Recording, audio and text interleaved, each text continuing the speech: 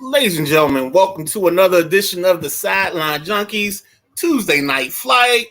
This is me, your man, BC.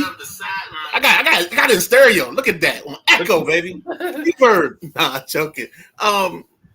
It's me, the Midnight Rider. To my right is the man that pays all the bills, the boss BJ, and to the left is the big guy AG. Sorry, that's an old way I used to remember my right from my left. If I shoot it, that's the right. If I throw it, that's the left.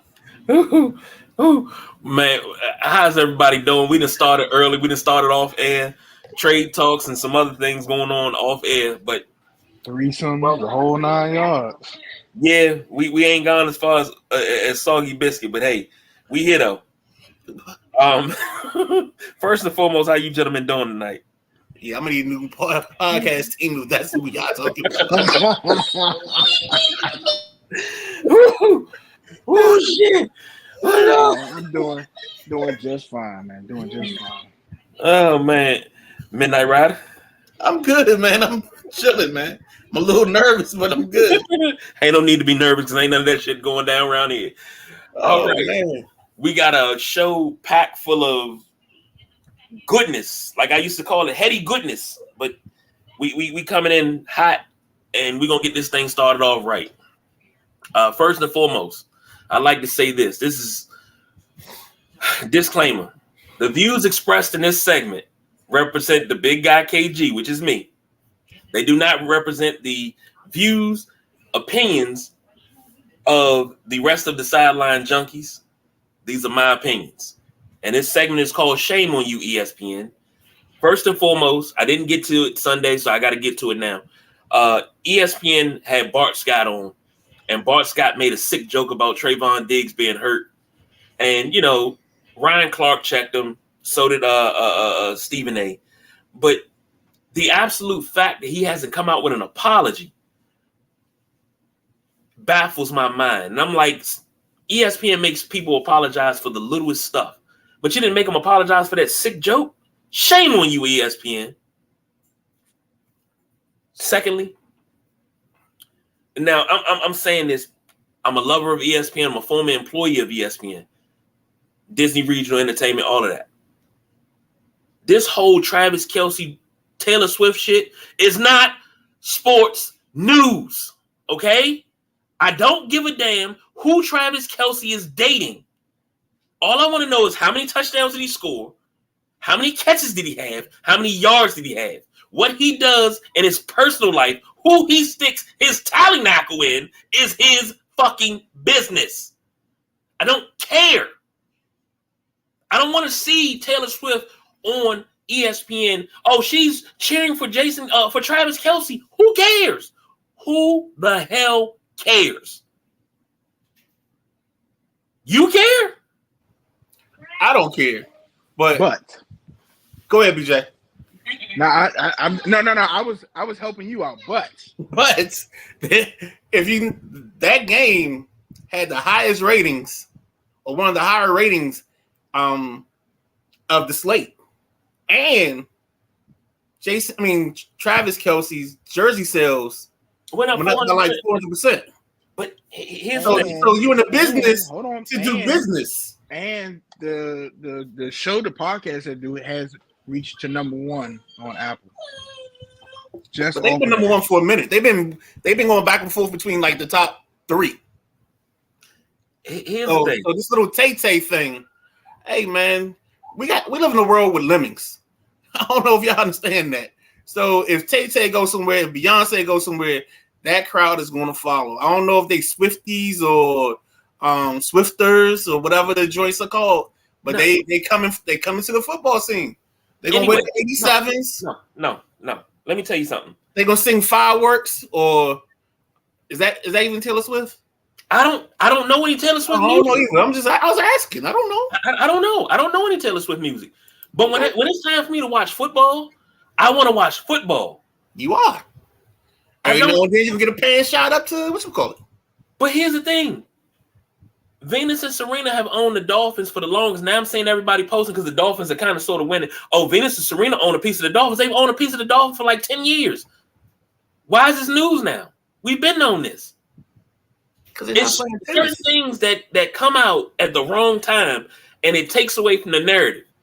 One thing, I don't give a damn about who Travis Kelce dates. I don't give a damn if he gave his ex-girlfriend $100 and made her go half.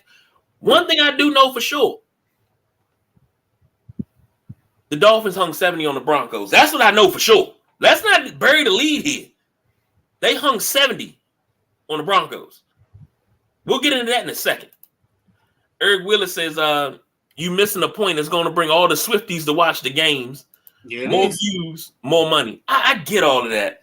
But I want to watch ESPN, and I want to get what I used to get on ESPN. Well, you done told me you're the worldwide leader in sports. Act like it. Give me everything sports-wise. I don't care if you're giving me cricket from halfway around the world. Give me sports. I don't want to see Taylor Swift on ESPN unless she's talking about an upcoming game and she's breaking it down and she's telling you what she's betting on or what she picks. I don't want to see that. Brother, you got to understand.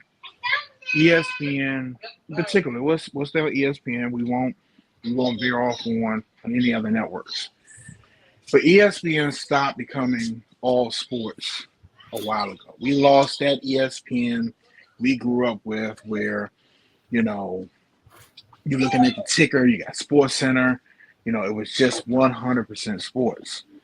I won't name the name, but we talk about it in private. A certain family has, and they've done it to brilliancy, and people that followed the blueprint have made entertainment and drama and gossip moneymaker. I mean, whether you like them or not, I won't say their name on here. I won't give them any gratification on our show. But whether you like them or not, the mom built the blueprint for success. Oh, that blueprint goes before them, though. Yeah, it does. That blueprint goes back to the McMahons. Because you got a president elected off for doing stuff the McMahons used to do. Yeah, I think, and I don't disagree with that. I think it got fine-tuned for this day and age. Oh, for sure. For social media to hang the carrot over the media where they're running, and they'll never get this carrot, but you fuel them enough where they can't stop running for the information because now it's the first who gets to the news, who gets the interview and stuff. And ESPN took some pages out of that book, unfortunately. And like the Midnight Rider said, Taylor Swift, I don't know how many followers she has on Instagram. I know it's up there. But you get Taylor Swift. Say it again. She was selling those stadiums. Look, that reach she has, you touch the NFL with that a little bit, it's like the Midnight Rider said, you're going to get people just tuning into football, tuning into ESPN. Just imagine if she gives ESPN an exclusive interview. Guess who they got to come to? That's views, that's money, that's all types of stuff. So, unfortunately for my brother that is 100% old school and needs things the way they used to be, it's just not like that no more. And it's kind of, I hate to say this, I hate to shun any deal that ESPN might throw our way, but I haven't watched ESPN for anything in the last couple of years. Unless there's a game on that I can get. I have ESPN Plus because it came with Disney and Hulu. That's the only reason I really have it, but ESPN's been turned me off. So I understand your frustration, but this is the way of the world now. So y'all telling me I'm the only one watching cornhole and axe throwing? No, hold on, wait. ESPN 3? Cornhole, my wife loves that. I was totally joking, though. No, I'm dead serious. She loves watching. No, I understand. I see it on. It's always on. We watched the championships a couple weeks ago. It's always on. Pretty good. Once you sit, but think about that. Think about this. If you get the Swifties, and then you get, because we've jumped on this Colorado thing, you got both of those things running concurrently. I mean, you're getting views that you normally don't get on a regular basis, and that's how you gotta look at this. This is all cash cows. This is all money. You know, if Vince used to say if it doesn't make cash, then it's not worth doing, and this is worth cash, baby. Agreed. So just turn your TV or turn it down when she get on the screen, bro. Just like I'm muted when Mike Tirico come on. Damn, that's a lot of mute. You go with this. That's Eric Wheeler says you're the diehard fan. You're gonna watch regardless. It's those the 18 to 30-year-old women that never watch football that will now tune in. I can't deny it. You guys are right. You guys are right. That's why I said these are my views. But you guys are right. What we gonna go to next? We want to do the college top 5, or we want to go to NFL week 3? Let's end with that. Let's do the recap. Do the recap. All right, here we go. NFL week 3 recap. We're gonna start with the Colts versus the Ravens. Looking at some things, we had the Ravens winning this game. We had it close. We had it. Xavier had it 21-20. It was 22-19. The Ravens. Justin Tucker missed a field goal. Like the world's tilted on its axis now. Like what the hell? Well, there's also film or video of a meteorite hitting the moon. So that probably explains why Justin Tucker missed the kick, is because of the impact of that meteorite on the moon. But in all seriousness, I told y'all in the pregame, Gardner Minshew is going to give this team an opportunity to win this ball game. And the Ravens do what they do. They play an ugly, close ball game where they just keep their opponent in the ball game. It's almost like if you've ever like raced your little brother or somebody, you gave him like a super head start, and then you run past him, and then you slow down to let him catch back up, and then you run past him again. Like that's how the Ravens play football, it seems like. And yeah, this game was. I just knew this was going to be this type of game, and I know I took the Colts and the points. I know I took the +3 on that, or whatever the spread was. Boss BJ, did I pick the Ravens? I think we all did. I think we all rock with the Ravens. I think to win, you said the Ravens, but you might have taken the Colts and the points. Okay, I think that's when we had that discussion. Okay, yeah. I couldn't remember, but I mean, we talked about it, and it's just not surprising, and this is why Baltimore can't be considered. I'm getting tongue tied because it's my bedtime. A top 5 AFC team, they just can't. They have so much to prove, and it's just like it's just certain teams that keep playing the same song out of the same violin. And I don't know why Baltimore has to and if they're playing the Browns, and they're playing somebody they get up for, they're fine almost. Everything's clicking a little bit, and then they have this, and we'll get to Buffalo later. But then they had this. It's just like we don't like the Midnight Rider said. I'm gonna race, and I'm gonna let y'all stay right here, and we'll flip the switch later on, and they never can flip the switch. But I said in the Sunday pregame, the Colts have a lot of fight in that team. They fight. You can see it. They hustle. They fight. They play. They're not as talented as they need to be at QB, but they fight. And you can't, when you have those teams, as the Dallas Cowboys, you had those teams that fight and keep fighting, keep punching, even if you're the heavyweight. After a while, them punches hurt. And you can only take so many of them. And that Justin Tucker field goal miss, I think, took the air out of them. I agree with that. And we were looking for a term to counteract the Ravens. I mean, to counteract the Chargers charging. And we kicked around some things. Ravens ravening. They do the two.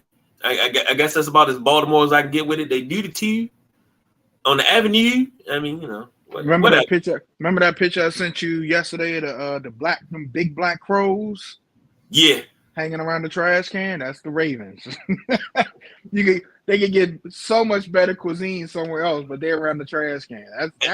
That's the Baltimore Ravens right now. And the crazy part about it, the Ravens are, this is no slight against them. They're a good team, but they let teams hang around. That's the problem. Put them away early. Get out of there. That's it. Put them away. You have the opportunity to put them away. You're not mediocre. You're not middle of the pack. God, Midnight Rider, look in the WhatsApp chat. I just saw it. I just heard it.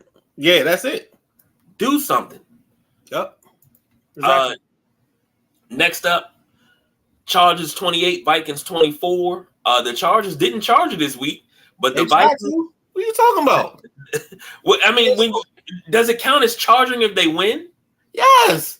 Okay. The dude had fourth. What do you have? 4th and 1 from like the 24-yard line in the fourth quarter, and they tried to go for it. They missed it, and they got bailed out because Kirk Cousins' receivers and his coach just let them down in the last 30 seconds. They should have lost this ball game. The narrative all week long should have been, is Brandon Staley a freaking idiot? I can't believe that happened. He just cost his team another ball game. They should have had DJ Khaled, another one. Just come on, man. This dude is. They can't get out their own way. And the only problem they had was they played the Vikings, and the Vikings just like to fumble the football. I don't know if they put grease or whatever they put in their hands before they go out in the field, but the Vikings just don't like keeping the football in their possession. And that's it's called Gibson sauce. Okay. Damn. Exclusively. You got to call him to get it. Special made. Squeeze fresh. Let me tell you something. You know what I'm kind of tired of? I am absolutely tired of the Kirk Cousins bashing. Because the man is and I'm going to say this. I'm a back Kirk Cousins. Kirk Cousins is a good QB. I've said this before with my squad. You can't outplay mediocre coaching. If you're getting out coached and out strategized, you can't beat that because it comes back to bite you at the end of these games. And what is Minnesota and the curse of Anthony Lynn Chargers, whatever they've been doing for the last couple of years, they cannot get out of these close games. Somebody unfortunately had to win this game.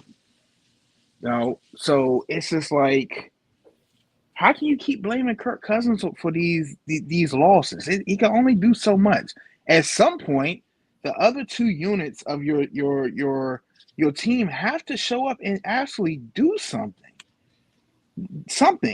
Kirk Cousins threw 32, 50, 367, 3 touchdowns, and interception. What do you want him to do? Herbert was, of course, more accurate. 40 or 47, 4 or 5, and 3 touchdowns. What do you want Kirk Cousins to do? Somebody got to make a play on defense. Somebody. I mean, this is every week. Well, this is the other side of karma. I mean, last season they won 11 ball games and 1-point games. So you can't be that lucky and then expect to have that same luck the very next season. And it's the same thing with the Giants. The Giants are the same way. The Giants won like 6 or 7 ball games. They actually opened the season beating, I think, the Titans last year because the Titans went for 2 instead of kicking the extra point. And that started a run where New York was just winning ball games, 1-score ball games, and they just happened to win those. And now you got to figure, does the world fix itself and right is wrong and get them back on the other side this time to equal out the world, make everything good. Even the sun shines on the dog's ass. There it is. And it's shine for the Vikings and the Justin Jefferson 4th down catch against the Bills. And that rabbit foot dead. That rabbit foot then dried up. And this is what you get there. But this is, I think people look at it from the outside. They see the score, they just keep seeing the Vikings losing. What I'm saying is at a certain point you have to blame the coaching. Because you have to set yourself up throughout the game. You have to do things a certain way. If you're just out there winging it, we see the teams out there winging it. It's week 3. We just finished week 3. You can see the teams out there just like, hey, here's the play. Just go make something happen. Instead of, all right, this is why we're doing this. We're going to set this up. We're going to do this. We're going to work this. It's just, hey, throw it to Justin Jefferson and just pray he comes down with the ball. That can't be your offense. Your offense can't be just throw, call to play Josh Allen, just run around, make something happen. That can't be all your play calling. I think I think the biggest problem is not even just. I give Kevin O'Connell a pass because I think management set him up at the beginning of the year. You carry Dalvin Cook all the way through the draft into the preseason, and then finally decide to get rid of him. And you didn't have any kind of person in the building to take his place. Now you done reached and went out and got Cam Akers, and you got to figure that out. You got rid of anybody that was productive on the defensive side of the ball. I think the only person that's there that even you'll remember the name is like Danielle Hunter, and that's probably about it. So this team is just they've taken this team apart, and they're in the middle of nowhere. They're in no man's land. Nobody knows what the plan is going forward. All right. Next up, Packers 18, Saints 17. I think we all picked the Saints across the board on this one. I don't know if we did. I don't think so. I think I picked the Packers. I think I was talking about love. Yeah, love. You was talking about love. You were talking about love.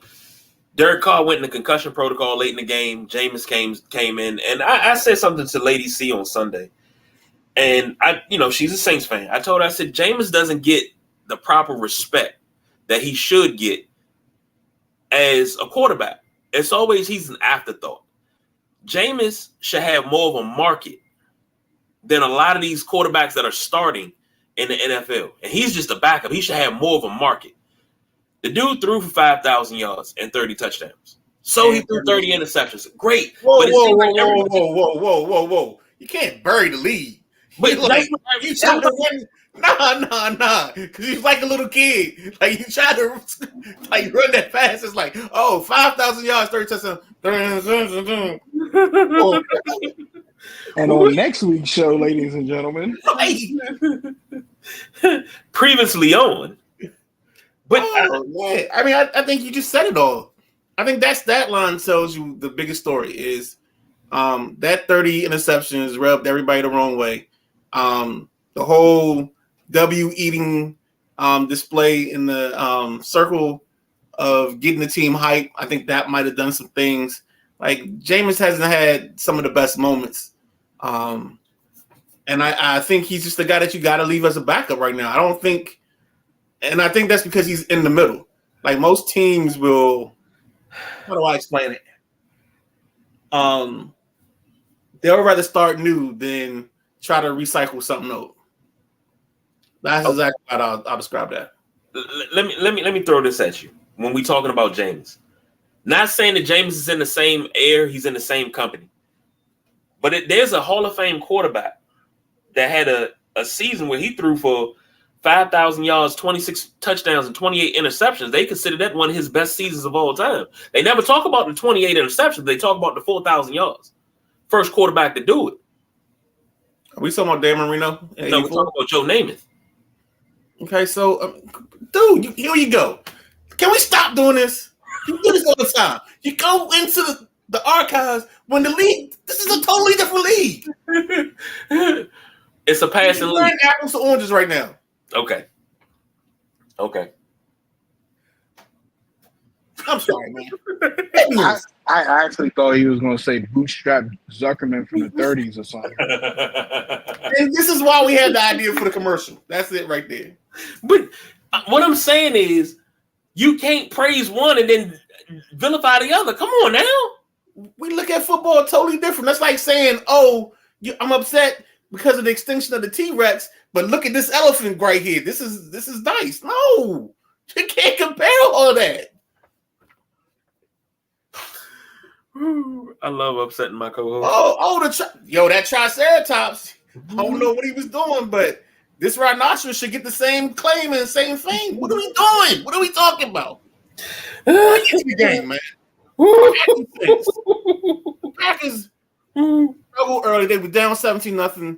I think the last update I heard on Carr is it's an ACV joint in the shoulder. Or AC, whatever it is, it's an AC joint in the shoulder. Yeah, AC joint. That hurts. Okay, there we go. I was waiting for the medical professional to help me out here. But yeah, it's an AC joint injury, so he's week to week. The Packers did a good job. I mean, my man Love came out. He made some plays. He got him back in the ball game, and then he won the ball game late. I mean, I don't know if the Packers can keep this up. They do get Watson back this week. I think they played the Thursday night game against Detroit, so we'll talk about that on Thursday. But I mean, this was a good ball game, and they just found a way.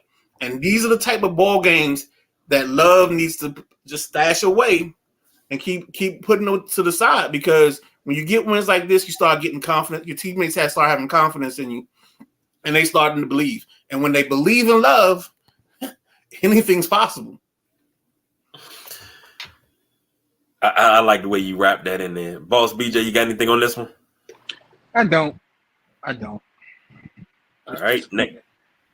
I was going to keep going with the whole James thing. I'm going to leave it alone. Next up, Browns versus Titans, 27-3. Browns over Titans. Hold on. Paul says first Green Bay QB with a TD first 3 games in team history.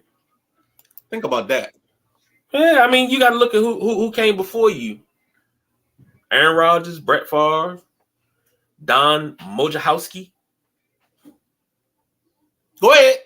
I'm waiting for like Lynn Dickey and Bart Starr. Bart Starr, yeah. Go ahead. Who else they got? Those are the 3. Wojciechowski, not as much, but Favre, Rodgers, and who's the starter in 1975? You say what? Who was their starting QB in 1975? If you pull this out, I will cut my computer off. I will not do the rest of the show. I'm gonna just end it. Yeah, you get that. Wait, done for the night. Wait, hold on. No, don't even. No. Bart Starr had already left. He was gone. He was the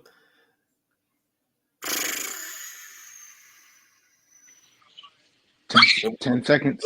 It wasn't Hadel, so no, it wasn't John Hadel. I can't remember who it was. All right, cool. Let's just continue with the show, man. Yeah, let's move on. But that's a great stat right there. I think Jordan Love's gonna be on his way. Titans Browns. Deshaun Watson pissed me off in this game. He pissed you off. He pissed me off because he started very, very slow. He started. Is he on your fantasy thing? Yes, he is. Okay, there we go. But to the football aspect, didn't play much of anything. Now he still got. He played some things. He played the wrong things. He played some things. Had some things played with. But I think him getting back into the groove, because you don't just drop off the face of the earth when you're a top tier QB. You don't just do that. So he got to work some stuff out. He got to work the kinks out. And I think the Browns are going to keep getting better. And if they play their cards right now and do what they're supposed to do now, beat these teams like the Titans and stuff they're going to beat, they're going to have a nice lead in that AFC North with them, the struggling Browns, the Ravens that don't want to win, and you don't know what Pittsburgh team is going to show up.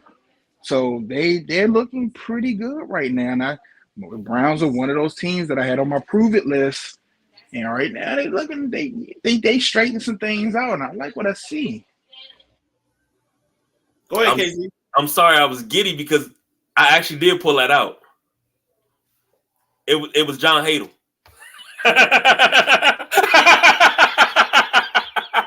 I'm about to leave anyway, so.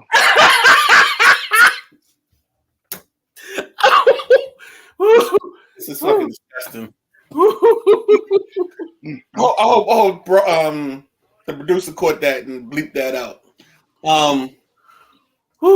Yeah, so can we just go to the next game? I mean, the Browns, I'll give my analysis real quick. I think the Browns had the right formula. I think with Myles Garrett and Zadarius Smith, they can put enough pressure on the quarterback that it's going to make a lot of days for these quarterbacks a struggle. And as long as they can keep Denzel Ward healthy, I think he locks them on one side of the field for them. He's probably a top 5 cornerback if he didn't have health issues, but he's probably at least top 10. And I think he makes a difference in his defense because he can shut down his side of the field, and then they can do everything else. And then Owusu Kamara, the kid from Notre Dame, plays linebacker. He goes sideline to sideline. I mean, it's a beautiful thing to watch. And he should have been a commander, but that's neither here nor there. But yeah, I mean, this is a thing or that's been growing. Like I said, I say it all the time, but I listen to their radio programming because I think it's hilarious because they're similar to us where they've struggled for a long time. And yeah, Paul, they ran the ball without Chubb, but Jerome Ford gives them a very good option. And then Kareem Hunt just does cleanup duty. And that's all you need right now. As long as you got those two, and then you get some running from Deshaun, because it looks like the way it sounds on the radio, they've loosened up the playbook a little bit to let him get some of those shots in the zone read and some of the times where he can just create off script. So, yeah, definitely. And speaking of Myles Garrett, he had them boys scared. He ran to one side. They moved the two tight ends to his side. He moved back. They moved the two tight ends again. He got people scared, and that's good. That's when you know you have somebody's heart. That's when you know that the Browns should have known at that moment that we own them. Yeah, agreed. Next up, the Boss BJ's Bills 37. Our Commanders 3. Let the Boss BJ take it first. You missed the game, huh? You missed the game. Oh no, we still got one more. Oh, you want to do this now? Okay. Okay. Yeah, that makes sense. DJ get ready to roll. I got you. Sorry about that. Just real quick. No more roll. What is it? What was it? 30, 37. What did y'all score? 37. Was it 14? Nah, it wasn't 14, man. 10, 37-21. I think it was 37-21. Nah, it wasn't 37-21. Okay, I'm maybe I got the wrong game. Wrong week, wrong year. Okay, 37-3. Mm-hmm. Okay, I was looking at something else. But here's the thing, and I'm gonna say this. This is all seriousness. I really thought this game, from what the Commanders showed the week before, I really thought that offense would be on track. I really, really, truly thought that the Commanders' defensive line would give Josh Allen fits because look, you guys know how I am with my team. I will give the offensive line an A+ this week because they quieted that defensive line, which is, in my opinion, top 3 in the league. And when they're running on all cylinders, they're damn near unstoppable. They shut them up completely. And I know it had a lot to do with Josh's legs and not being able to just go downhill and go get a quarterback like you normally would. You have to take certain angles. You have to go certain angles. And you could see even with the touchdown run, I think they went too wide on that touchdown run and left him wide open in the middle field. Everybody's backs turned. And that's what Josh kills you at. I still feel like this Buffalo offense isn't what we saw in the division around a couple of years ago, the 13-2 game. They still look like they have what they want to do. It's not executing right. And it's still a hiccup after Brian Daboll left. They're still not performing to what they should be, what everybody expects them to. I personally felt like they left 3 touchdowns on the board from stall drives, Gabe Davis dropping passes. Him and Antonio Gibson can probably sit in the same room. Whatever they're using on their hands, they're sharing it. So I really thought this should have been a 40 burger, easy, high 40 burger. But they're going to get tested next week because, this Dolphins team right now, I think Buffalo's favorite 3. I don't know how, because I feel like the Dolphins offense is pressing and running on all cylinders. So Buffalo's going to get tested next week. In the pregame, I picked the wrong linebacker. I said Matt Milano's going to have a game. He's going to be somewhere where Al doesn't see him and picks the ball off. And that was the wrong linebacker because Terrell Bernard did everything I said that Matt Milano was going to do. And he had a hell of a game. And the crazy thing is, Terrell Bernard, this is his first full year starting. He already has more forced fumbles and interception than Tremaine Edmonds did his entire time there, I believe. So that should tell you something about the difference between the two guys. I always say Terrell Edmonds, really gifted athletically, you know what I'm saying? Great body. It's just nobody upstairs driving a mobile home. It's just running out 95 with nobody driving it. And if it hits something, it's going to be dangerous, but it got to hit something. And it's never hit anything. It's just going straight. So I think, I don't know, man, for the Commanders, I think the team understands that they still got a young quarterback. They're still growing. I think for the fans, this was more devastating. I think the fans thought that maybe what we saw last week on offense, maybe you don't beat Buffalo, but you show out a little bit. And instead of 37-3, it's 37-30. And your young quarterback makes a mistake at the end of the game. You can live with that. But what Sam Howell did, it was a rough game for him. And I heard the Midnight Rider come over on the post game, and he was saying that what Buffalo does on defense is a well-oiled machine. They have their schemes, their disguises, and you got to remember that you got two veteran safeties back there. You got one of the better cornerbacks in the league. You still got one of the smarter linebackers in the league. Uh-oh. So, yeah, no, I'm here. You have to remember that's a veteran unit. And you got Greg Rousseau running all over the field. And he made a guy that's been in the doghouse, in the shelter, on a milk carton, whatever you want to call AJ Espinosa, he made him look like a superstar on Sunday. So I still think that the Commanders the ceiling is still up. I think that you gotta fine tune some stuff. You gotta figure out why these guys aren't getting open. You got three guys out there. I wish I would have watched 22 before this. There were plays where those guys weren't open. They just weren't open. They all three of them, Dawson, Lauren, and Curtis Samuel, when he wants to play, they just weren't open. They were running routes, and it looked like the cornerbacks were glued to them. And they got to figure out how to get them separated and how to get some mojo going, because if there's nothing open, a couple of times Sam was holding on to that ball because of coverage sacks. There was nothing he could do. So, but, good game, fellas. We're going to try to make it to the Buffalo one when they play again, though. I'm with that. I'm down for the ride. So, guys, BJ said so much there that he took my train of thought to a different place. So I'm gonna start where I wanted to start and see. So you said one linebacker. All week long, I heard about Matt Milano. And for me, when I play fantasy football, it's about wins and losses. I don't care how we get there. So I took Milano and played him in my defense in one of the leagues. And I think I even said in one of the chats, I picked the wrong linebacker because I had the same thought process. I felt like this kid could get underneath something in a drop or something, and we'll just catch Sam because this defense is so experienced.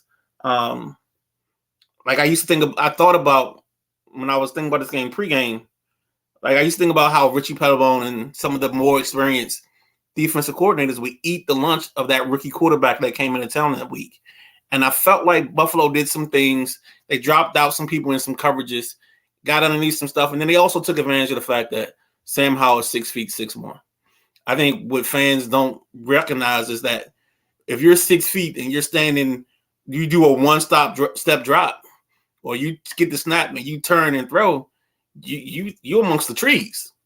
You got to get some separation. So some of these drops aren't because the play call, and this is out of necessity for this kid to get the ball past the line of scrimmage. So that's part A of my Sam Howell discussion. Part B talks about Eric Bieniemy. I think Eric Bieniemy stuck too long to what he was trying to do. I think he had some things he was trying to get done, and he didn't adjust in the moment. And I don't like the narrative of adjustments, but I think there were a couple of times where he should have gone to some screens and some other things, maybe even some draws, a draw or a read option, and Sam kept it, trying to keep this defense was honest. And then maybe even you do a jet sweep or something like that. Like there are a couple of things I thought he could have done to facilitate this offense and slowing down this rush, but he didn't do it. On the defensive side, I got a concern. I got a big concern. I watched Chase Young play patty cake every time they put a tight end to his side. Like if that tight end in was pass rushing situation, it looked like he was trying to salsa with this dude instead of going through him and getting to the quarterback. And I think he's going to have a problem if that's how he attacks when the tight end stays in the chip. They're going to do that a lot, and he's going to have a problem all year long because he stayed out there and danced and looked a little too much for me. If you got a tight end on me, that's disrespect. It's like a white dude guarding Larry Bird. You disrespected me. And he should put his shoulder pad in his chest and ran through that tight end to make sure he never, ever, ever, ever wanted to do that again. And I think in certain situations, especially that pass to Gabe Davis was one of them, where he was at the line. A couple times like he dropped out. I don't know if I worry about him sometimes. So I wonder if he's doing what he's supposed to do or doing what he feels like. But I'm not here to bash Chase because I felt like in some situations Montez did the same thing. He danced with the tight end instead of getting to the quarterback. Now, do you think some of the dancing is because they in the back of their head they know that they're going if they do that full-fledged rush that Josh is going to run past them? Do you think that held them up as far as having to change their like is Jack Del Rio in there but like, hey, y'all can't bull rush, y'all can't go full-fledged, you have to watch out for Josh? Do you think that was kind of bothering them, holding them up? Because you said Chase and you said Montez was doing it too, so and it didn't look like to me that you got the full brunt from Allen and Payne either. And I think that's what Josh Allen does to every team. Like, hey, if I go too wide trying to get to him, he's just going to run through the other way, the gap I just left. It's like I got to kind of play damage control with him. You think that's it? I think that got in their heads a little bit, but I think the other problem is just the fact that they got put in too many bad situations. They were on the field way too much, and I think over the course of time, I think just time fatigue set in, and just not getting a break from their offense. And this is a situation where I think I have to watch with Bieniemy because I think Bieniemy has to walk the line of doing what's best for this kid and not doing what's best for his career. So he has to be very careful in those situations where maybe he gets caught up in, hey, I gotta run this play and this play. The other thing I have concern about, and I saw it in the Broncos game, but then I saw it again Sunday. Somebody's messing up the route concepts because their receivers are ending up in the same space too many times. And Eric really talked about this last year with Scott Turner, but I feel like they're doing it even on the same clip this year in this offense. Maybe that means somebody's not running and getting out of the zone when they're supposed to. I don't know the fix. I don't know if they're picking the wrong option in the option routes or whatever. I don't know the fix. But I just know I've seen too many times where there's a guy catching a slant or a post on one side of the field, and if you look to your left or you look to the right, there's another receiver in that same picture. And if that's what's happening, and if I'm seeing that, then I know something's wrong. Because those receivers shouldn't be that close to each other. Somebody should be clearing something out. So that's another problem. And I think that speaks to what BJ was talking about the separation and not getting separation. Yeah, it's and I noticed that you only see part of the field when they show behind the offense. And there was one particular play where you could see Dotson, McLaurin, and Samuel in that little clip. I think they were all kind of like between the hashes, kind of, so they weren't that far apart. But it was just like when they turned to make their break, there was no opening. It was absolutely no open. It was nothing but, and it was just like when I picked that up, I kind of start paying attention to not looking in the backfield when Sam dropped back, but looking to see what route they were running. And wherever there was a burgundy jersey, it was a white jersey, and it was just like, what's going on? Like I'm just glad I'm not the only one to kind of notice there was something going on. It's something going on with the receivers, and like the Midnight Rider said, it's not just the Commanders. It's the Bills do it sometimes. You see Josh slinging a pass, and it's a receiver like 7 yards, 5 yards underneath the receiver that he's actually trying to go to, and that receiver ended up catching the ball, and it was meant for this or something behind him. It's I don't know, man. It's just don't have to be something you keep your eye on. Paul says it wasn't because Howard was a hobbit. It was because he was an impulsive gunslinger. So he wasn't Bilbo Baggins. He was Brett Favre. So understand. Hey man, every now and then gunslingers got a gunsling, but I don't think he was a gunslinger. I think he was like, I felt like he was trying to stare the route open or stare the receiver open. And this is where throwing with anticipation helps. This is where maybe if this wasn't his first year in the offense, he would get off of some of that. And I think that's something that the fans in this area, they've been so busy trying to say the sky is falling that they're not thinking about, look, it's week 3. Let's get that right. And then B, this is the tough part of your schedule. And then C, you're in a new offense, and if somebody makes a mistake on a route, you're not going to see it on the TV copy, no matter how much these TV experts on the radio that call into the radio talk about it. If you watch the TV copy and you start telling me about routes, I'm gonna laugh at you because you can't see the routes. You can't see what's open up. Now, if you're at the game, that's different. But if you watch the game on TV and you say, "Oh, I was seeing it on my screen," what kind of TV you got? I want whatever TV you got where you can see down the field. If you got all 22 view, that's the TV I want. Sorry, man. Let me before I head out of here, guys. The 2 throws, the interception to Tre'Davious White and the one Micah Hyde picked off. I blame those. Y'all have to go back because I watched the whole game. But both of those throws, it didn't look like he could step into those especially Tre'Davious White. I feel like if he could have stepped into the one in the end zone that Tre'Davious White picked up, I think that would have been a touchdown. But he couldn't step into that one. And the one that he threw on the left side to Micah Hyde was floated too. And I think by that time, he probably had that QB paranoia where I got to get rid, I got to go, it got to go. And just couldn't step into it. Or maybe he, I had to go back and look at him. I think somebody was in his face for the Tre'Davious White one. I'm not sure about the Micah Hyde. I might be getting them mixed up. Both. No, you're right about both.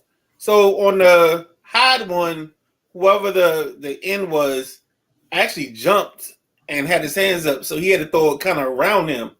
And I think because the guy was coming off the corner, he didn't see it, and Hyde just jumped the Hyde route, which this is what I was scared of. I was scared that Hyde or Poyer would get a pick because, when you got 2 veteran safeties, they can just say, "Oh, look at each other," and they know what the other one's going to do, and you just got to cover up for the other person.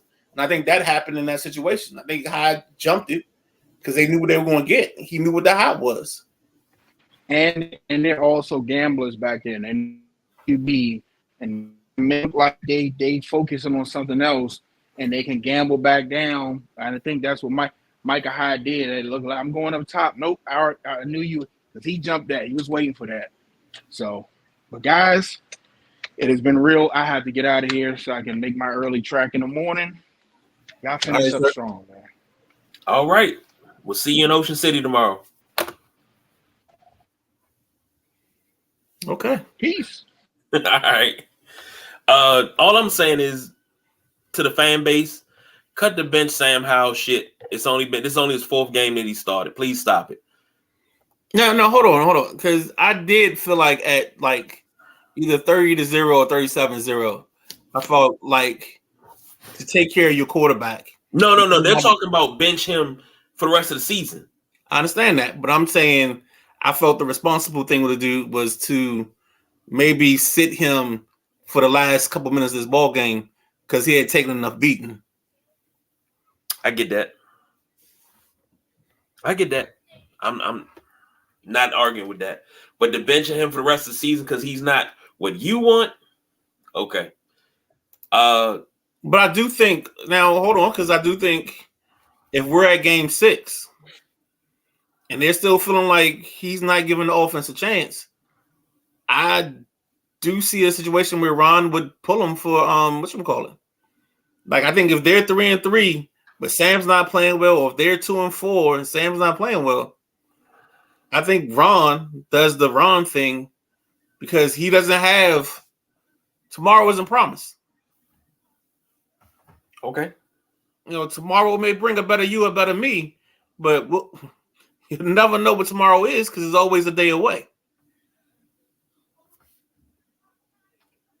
Go ahead, man. Final game.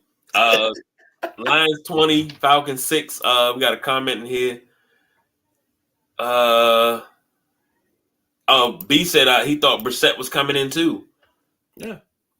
The shot where he was sitting with him late in the game. Yeah, I mean, I get that. I get taking him out there, but there's too many people in the fan base is saying bench him. He's not that good. We thought we had a winner, and it's only his 4th game that he started in the whole entire NFL. I can understand if we're talking 4 years of this guy and he's still playing the same way. No, we're talking not even a full year. He hasn't even done a full season. He's only been active out of the 4 games he's played. He's only been active, 6 games? So that's par for the course. I mean, this fan base has been starved for a quarterback. They've been starved to develop a quarterback, but then they won't let you develop a quarterback. But that's the way we operate. That's my whole thing right there. You keep saying that. You said, go get Wentz. Oh, we need a quarterback. You get Wentz, he fucks up. Oh, put Heineke in there. Heineke starts playing. Heineke messes up. Man, put Wentz back in there. You put Wentz back in there, he loses. Man, put Heineke back in there. I want to hear that. I'm tired of those type of fans because I've been dealing with this for 30 some odd years. It's always a quote unquote quarterback controversy in DC when it doesn't even need to be. It doesn't need to be one. Well, the problem is you got to A, invest better in your quarterback, but B, also invest better in your offensive line. Because your two last first round picks are on different teams, and that's Scherf and that's Williams. Now I understand not paying Scherf because you don't want to pay a guard $20 million. I've been on this show and said don't pay a guard $20 million, but you got to reinvest.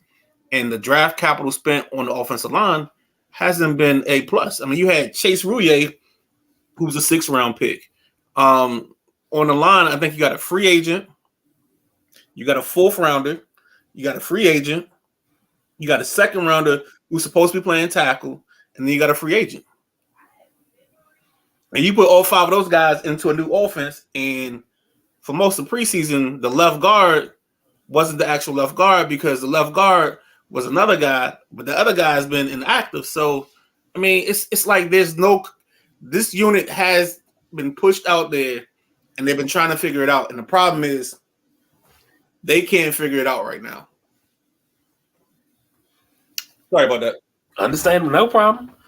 All right, let's run through this because we're gonna wrap up this NFL segment in a second. Lions 20, Falcons 6. Your thoughts about this? I mean, you called this out the gate. This when they say you caught a fly out the gate, this is a flyer out the gate. Lions look really good this year. I have to give it to them. They look really, really good. And the beauty of it is they finally were smart. And well, it didn't help. It didn't hurt that David Montgomery got hurt, so they took him out of the way and actually put the actual good running back in the playmaker in to make plays. And I think Jahmyr Gibbs had like 16 carries for 80 yards. And the only problem with that is he didn't get more carries. Or you didn't. The second Detroit decides to use Jahmyr Gibbs in this offense in a creative way in the passing game, they're going to be trouble.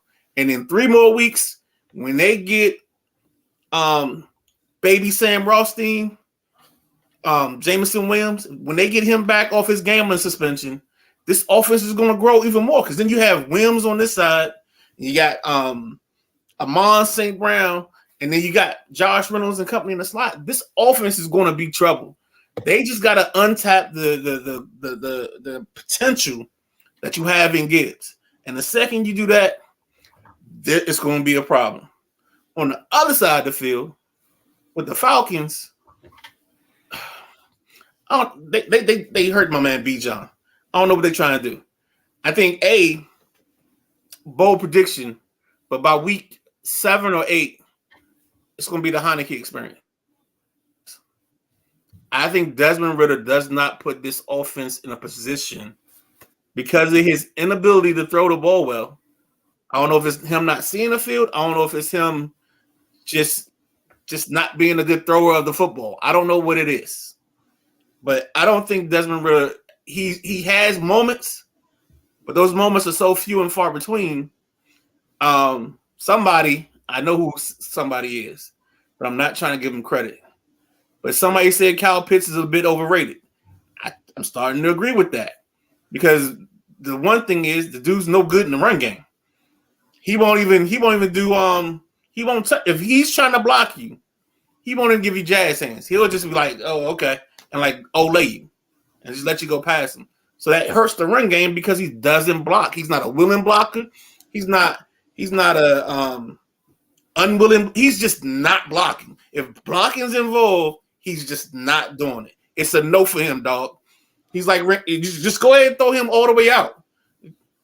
I swear to God, when I watch this team and he's tight to the scrimmage in the slot, I don't understand what they're doing. And they're trying to run the ball, just put him as far out and just let him be out on his island away from everything, and then you run the football.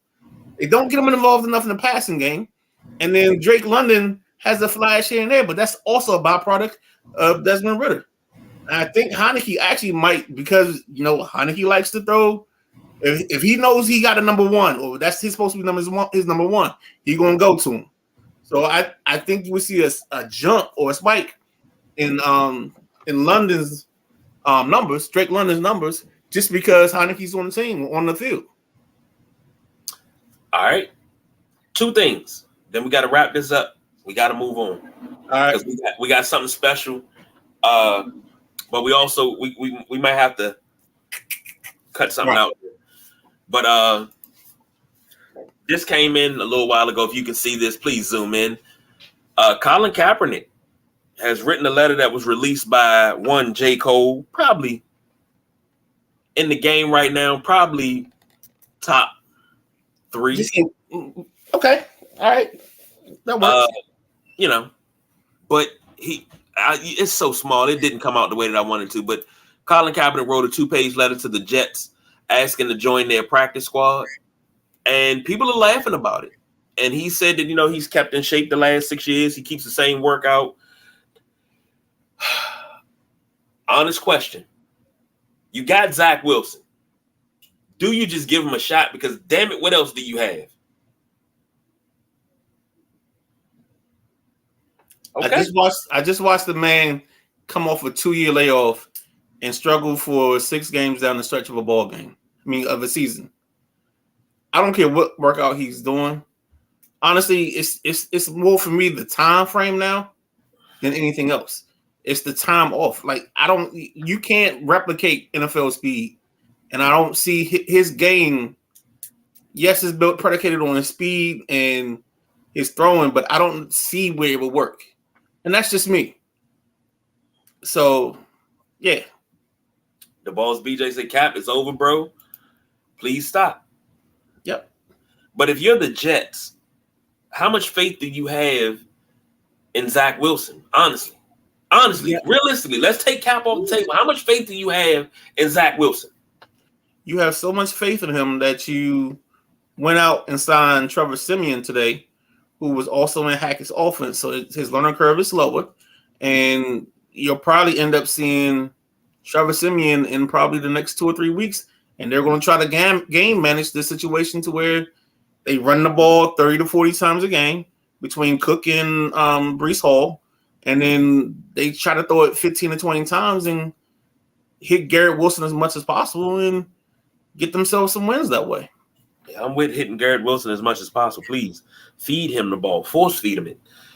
All right. Question of the night, and we'll wrap up the NFL segment. Did Denver quit on Sean Payton? Sean Payton has been very arrogant in the press conferences after Miami hung 70 on your head, you was real arrogant. You should have been a little contrite, a little humble. Go ahead, keep going. You could have been piped down a little bit. Hey, look at Cook, pipe down. Oh, he old New Orleans dude. Hey, look at Wardy. Go ahead and pipe down. But he's been real arrogant. And here's the thing. We talk about this. Well, I say it all the time. Whoever agrees with me, agrees with me. The 08 Boston Celtics ride off of that one ring, and they think they were world beaters off of that one ring, right? Sean Payton's reputation is built off of that one ring, and you think he's a world beater. He hasn't been back to the Super Bowl since. Is he a great coach? Yes, he's a great coach. But to be as arrogant and flippant as you were in those press conferences after you got 70 hung on you, yeah, I don't think I can play for you no more. I don't think I can play for you anyway. But that's his nature. It's like Sean Payton has walked around this league with a Bill Parcells persona because that's what we learned from. We talked about this the other day in the pregame where I think part of his problem, maybe it was the Commanders postgame or whatever, but part of his problem is he came into Denver and started overcorrecting. And I consider like if you, because we've all done this, like in our dating situation, like you had one type of girl and you're like, oh, I'm gonna never date that person again or that type of person again. So you go to the complete other extreme of dating, and that's what happened. He came in, he was like, Nathaniel Hackett let everything slide, and now he's like, I'm gonna overcorrect. But by overcorrecting, he almost does it to the extreme. So he doesn't allow his team to have a personality or his players to have fun or thrive in this work environment. So it's basically he's created a hostile work environment. And until he sits down and has an honest conversation with himself about his methods and his tactics, they're not going to win any ball games. This team has showed you for 3 weeks in a row that they will give you in a ball game for the first half. And then it's like they go in for halftime, they get their orange slices, you know what I'm saying? They get their little chocolate milks, and then when they come back out, it's gone to shit. Yeah, I guess so. If you drinking chocolate milk at a halftime, you gonna go shit. That's it. Come on, man. Stick along with the creativity, baby. Oh, shit. Oh, you might as well go ahead and kiss the baby. Oh, shit. Oh, man. Okay. Is there a way to correct the overcorrecting? Yeah. I mean, I think Payton has to have a moment with his team, and maybe it's not Payton. Maybe he brings in a speaker, but he has to bring in somebody to show them he's human. He has a come to Jesus moment. He has to have a moment with his team where his team understands that he's a person. He thinks he's trying to treat them like people, and like they finally try to buy in.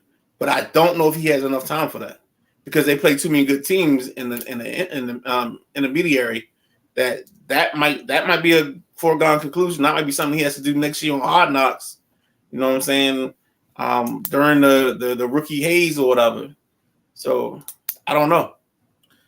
Ross says it seemed like the players haven't bought into him or what he's doing. I agree with Ross. That's what it seems like. It seems like they haven't bought into the system. But if you don't endear yourself to a player, and we talked about it before. I think we talked about it a couple of weeks ago. We talked about when Marty came here, and Marty was just like a real strong disciplinarian, and they didn't respond to it. But when he changed up his style a little bit, that's when things started rolling. Right. I mean, and the thing about it, I mean, he came in. I mean, Sean Payton says, "Oh, we're not doing it the old way." And when you say I'm not doing the old way, you're taking everything out of the equation. You know, there's probably some things that they were allowed to do. You know, like perfect example. The biggest hang up my boy Chris Russell used to have with the Jay Gruden era was the ping pong table. He used to talk about this ping pong table all the time. But you got to think about it. These guys study film. They're in the gym. They're working on their bodies. You know, maybe a ping pong table or something just to keep their minds off of that. But they're there at the park. So now they're interacting with their teammates and their coworkers. So it's not a bad thing to have stuff like that around. And I think when people have the old school hard-nosed mentality, like, oh, you're going to be a player and you're going to do this and you shouldn't go off on weekends and you shouldn't do this. It should be 100% about football. That's not what football is. These guys are humans. If you got to go for to happy hour and get you, 25-cent Bud Light or whatever the joint is, the wing special, they got to do the same thing too because they just work just as hard as you. That's true. You know what I'm saying? They've been in meetings all day. They sat there. They went through practice. They came back. They probably went through some more meetings. Like, you got to give these guys a chance to unwind and be human so they can come back and do everything you're asking them. And I think Sean Payton, by him trying to be so detailed and so down to the button, I think if you remember, he said during the preseason, I don't want guys doing interviews after they come out of the ball game. I don't want you taking off your pads. I don't want you wearing a bucket hat. I don't want you wearing sunglasses. Like, dog, what does that have to do with us playing football? Exactly. That's just you being a dick and not wanting, like, trying to take fun out of this. Yeah. Think about this. Maybe not the great analogy. And you know what? I'm sorry, I don't mean to interrupt you, but now somewhere Russell Wilson is probably somewhere talking to Sierra. He like, I want some restitution. I want restitution. With his bucket hat on. Yeah, with his bucket hat on. But think about this. Think about how fun-loving Jerry Glanville was in Atlanta. Yeah. And think about the heights that Atlanta soared to under Jerry Glanville. Because they had fun. But also, Jerry Glanville took the attention off of them and put it on himself. On him. Yeah. So he sacrificed the media coverage and everything to say, all right, I'm gonna wear the Elvis thing, the leaving Elvis tickets, all that stuff was just a distraction to keep them from them breaking down the team and talking about the team. And what's crazy, Jerry Glanville was loved in Atlanta. Yeah. He was loved in Houston too, but he was loved in Atlanta because he brought. They made it to the playoffs almost every year under him. They just couldn't get over the hump. Right. But endear yourself to the fans. Well, endear yourself to the team, and then you endear yourself to the fans, and then, go around. He mad that Russell Wilson's running around kissing babies like he's running for office. That's Russell Wilson. That's who he is. So that one is a tricky one because I think he's trying to get Russ to be back to being singular focus. Russ. I think what happened to Russ, he got married. Sierra did that wine. I don't know if you remember that video where she on top of that car. Yeah, he ain't did shit since. Yeah, she done hit him with that. But he ain't did. She ain't did. He hasn't done shit since, and she pregnant again. Hey, I wonder why. She did that reverse car thing. Say it. But he came in the house. She was like, "Baby, you were 12 of 33 for 125 yards." But I'm still give you that rewind or that back, whatever it's called. And I was wrong. They only made the playoffs in Atlanta one year, and that was 91. I'm sorry. I thought that's the game with the game. Yep. At RFK, yep. But most people say that when players get married, they're never the same player they were before they got married.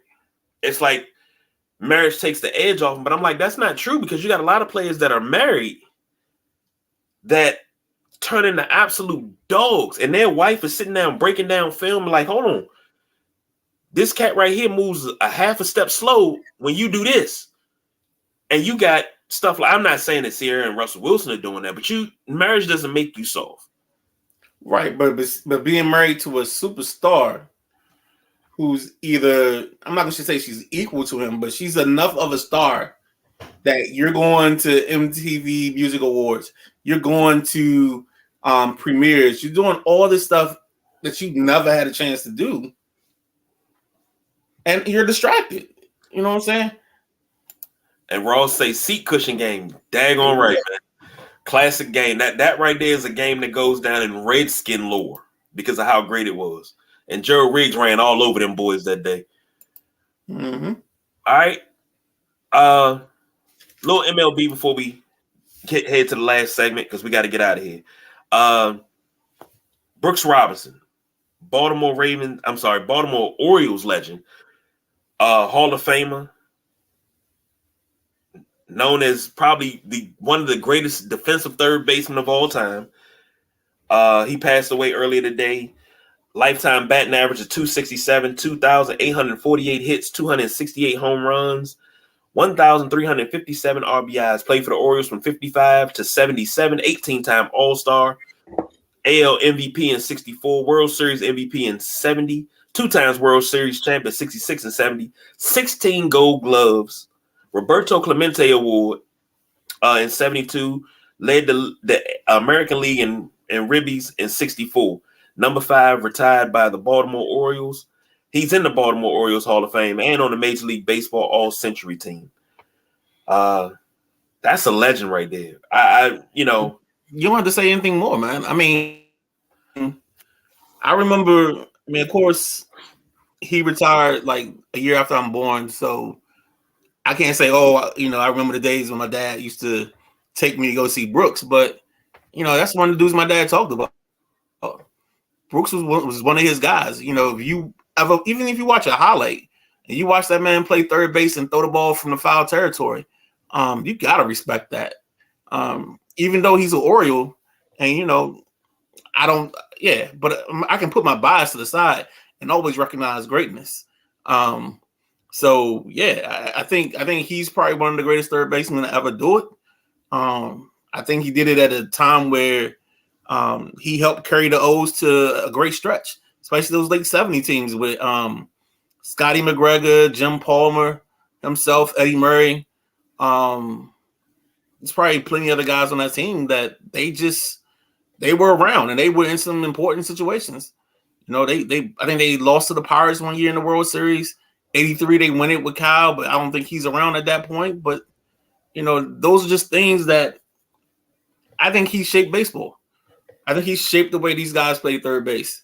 Because when I see a Nolan Arenado or I see Manny Machado take that ball that's right on the foul line, it goes right over the bag and you backhand it, and then you gun it across the infield. That's Brooks. Or you take that hop step that Jeter does from short, but you do it from third. You got an arm. I'm sorry. I don't care how you slice that. I never wanted to play third. I mean, but I'm left-handed, so it doesn't help me even if I do play third. It's like you're an idiot for putting me at third. But nah. And you talk about great Orioles, and I put my bias to the side as well as a Yankee fan. But growing up, when you talked about the Orioles, especially the heyday of the Orioles and the greatness of them, it was Frank Robinson, Eddie Murray, Brooks Robinson, Boog Powell. Yep. And then of course you move into the Cal Ripkens and the Cal Ripkens Jr. and the seniors. Who else we got? Earl Weaver, Jim Palmer. And to say that I'm old enough to see Jim Palmer play is something crazy. But I know him more as an announcer as I got older. But those guys are the guys you talked about. I had a poster on my wall that had all the great achievements of Baltimore. It was just like it was the city of Baltimore, and it was cartoons with all the great achievements. And Frank Robinson hitting a home run from each side of the plate. No, I'm sorry. No, it was Brooks Robinson hitting the longest home run in Memorial History Stadium, I believe it was. And Frank Robinson being the only player that win the AL and the NL MVP. Right. So, I knew those guys from that because they were hanging on my wall. And that's what, I looked up at that on a daily basis. So rest in peace to him. He was 86 years old. And most people say, man, he lived a good life. Nah, that's young. Right. That's young. Coming from a family with longevity, that's young. So, hold on. Let's before we hit that last one. What we got here? Come on. Ross is one of the nicest guys ever. Yeah. He seemed like it. One of those guys that you can't say nothing bad about. All right. Final segment before we get up out of here. The Midnight Riders College Top 5. You know what that means. It's the top 5 quarterbacks, and you just made the list. Here Come we on. go. Say what, man? I had to. It seems like it never. When I wanted to, it won't do it. But we got it. We good, because I knew it wasn't going to have sound.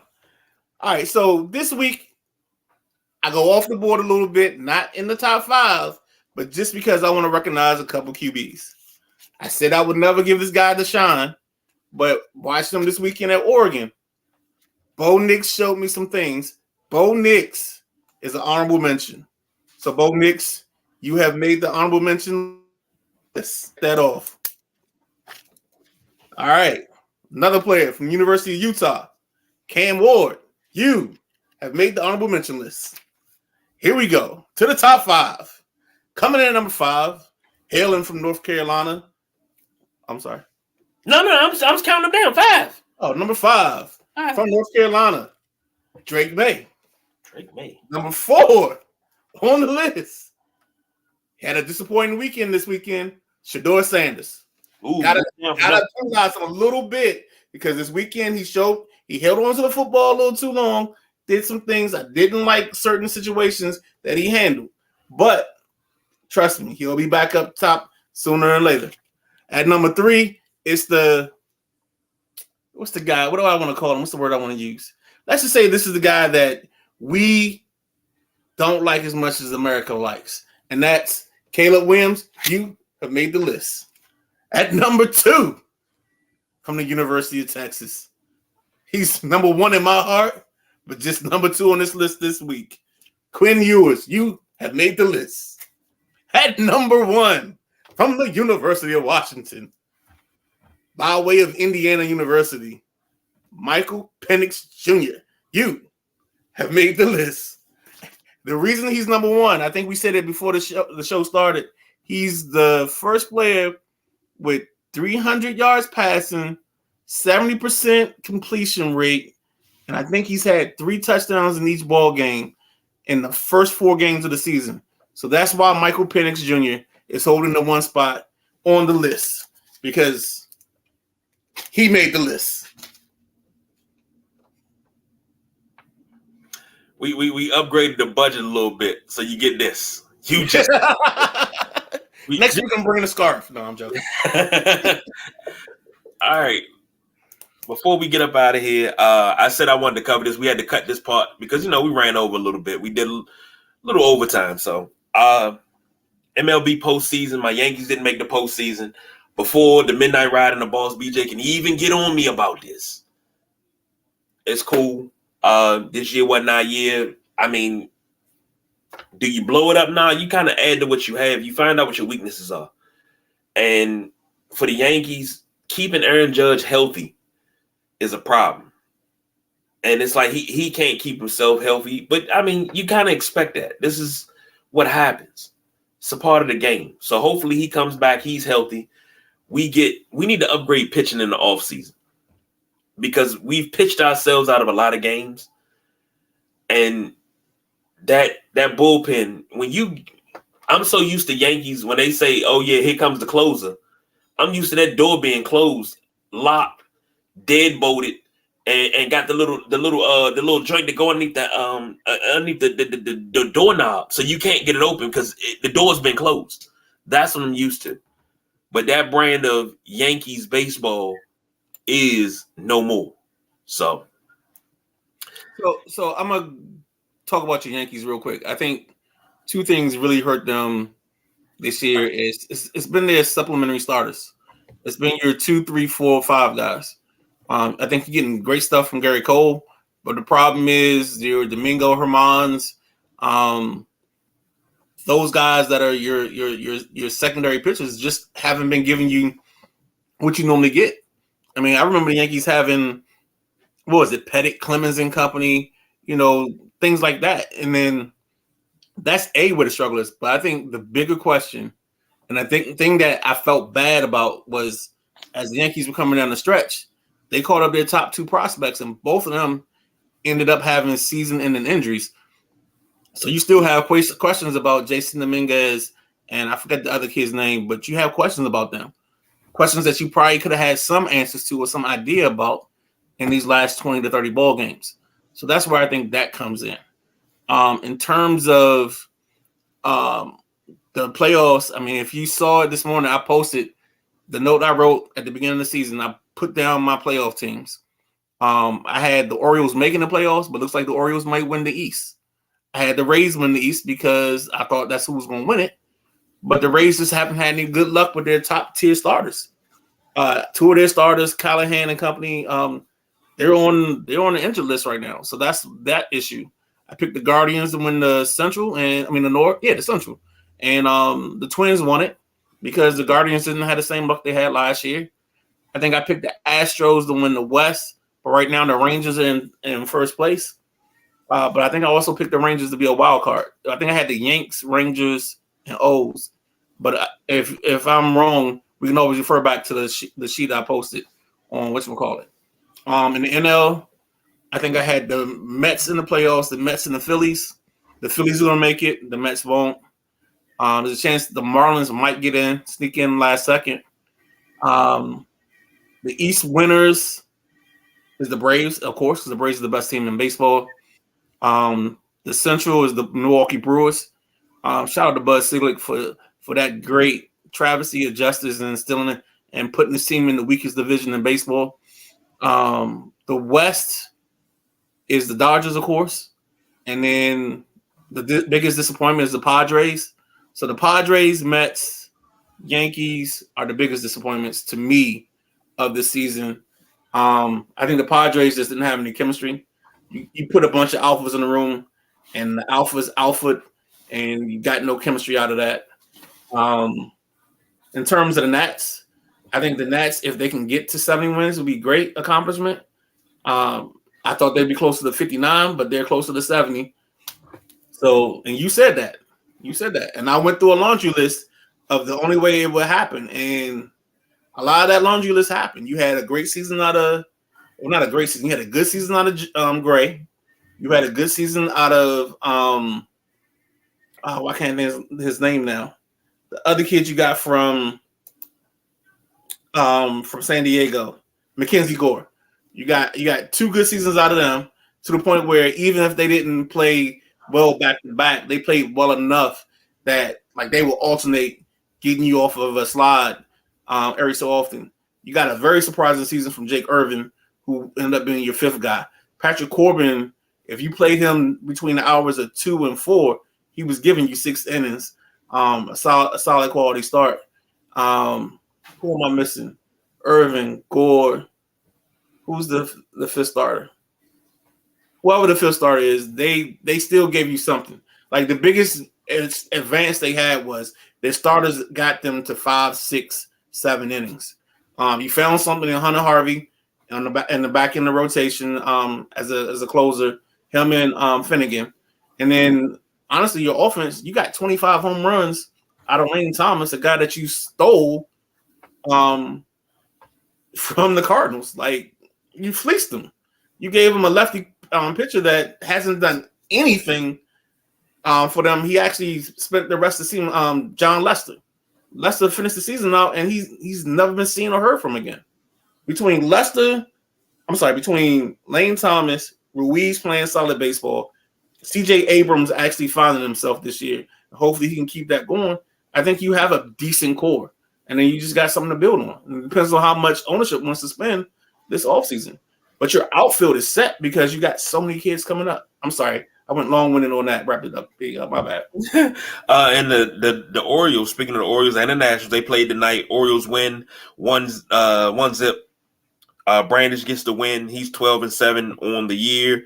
Your man Josiah Gray, 8-13 on the year, takes the loss. The save goes to Cano with his 8th save of the year. You have the innings? No.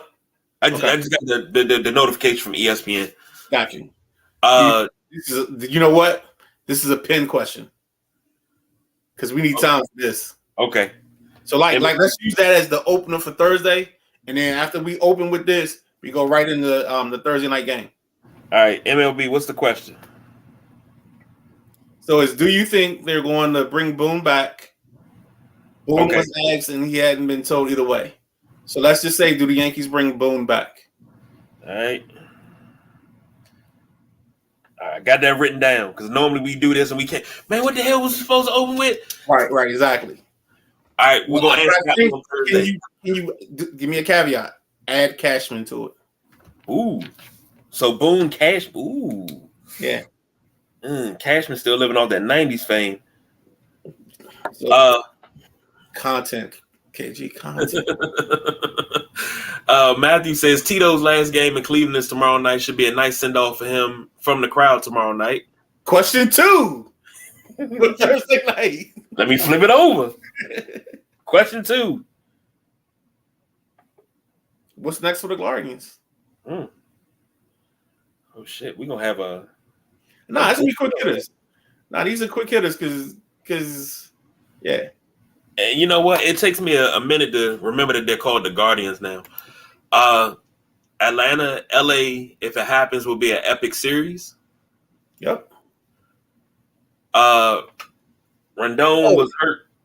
Rondon was hurt for a good part of the year. Yeah, but I mean, Rondon is that's the problem with him. If he plays, he's going to give you anywhere between 13 to 17 wins and a solid 2.5 to 3.5 ERA.